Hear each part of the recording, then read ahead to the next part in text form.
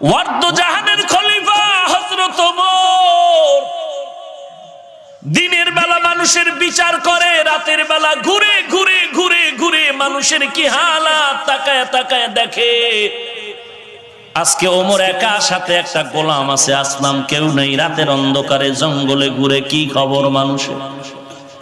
পাহাড়িয়া কিনারায় ঘর, পাহাড়ের কিনারায় গিয়ে দেখেন একটা ভাঙা ঘর, আগুন জ্বলে আগুন। ওমর দূরে দাঁড়ায় তাকায় দেখে একটা বৃদ্ধা মহিলা আগুন পাত্রে আগুন গরম করে পানি, তার আশেপাশে কিছু বাচ্চাগুলো ঘুমাইতেছে মাটিতে পড়ে। হঠাৎ একটা বাচ্চা সজাগ হয়ে কান্না করে বলে, আম্মু খানা দাও। মা বলে, খানা রেডি হচ্ছে, অপেক্ষা কর। বাচ্চা কান্না করে আবার ঘুমায় গেল। ওমরে ফারুক রাদিয়াল্লাহু তাআলা আনহু সামনে এসে সালাম দিলেন। সালাম। আম্মা জান বলেন, কে তুমি হে যুবক? বলে, আমি আসছি একটা অজান্তে একটা আগন্তুক ব্যক্তি, খোঁজ খবর নিচ্ছি কার কি সমস্যা। মহিলা জানে না এই ওমর। ওমরও বলে না আমি ওমর। মহিলা বলে, ওই যুবক, তুমি আমার কি উপকার করবা? তবে একটা কথা শুনো, আমগো দেশ চালায় নাকি ওমর নামের খলিফাতুল মুসলিমিন, তবে আমার মনে বড় কষ্ট।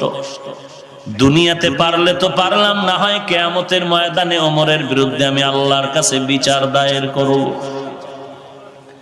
ওমর পরিচয়টা গোপন রাখিয়া কয়, মা কারণটা কি? বলে, ও যুবক, তুমি জানো না আজকে আমার ঘরের চুলায় আগুন জ্বলে, খানা নাই।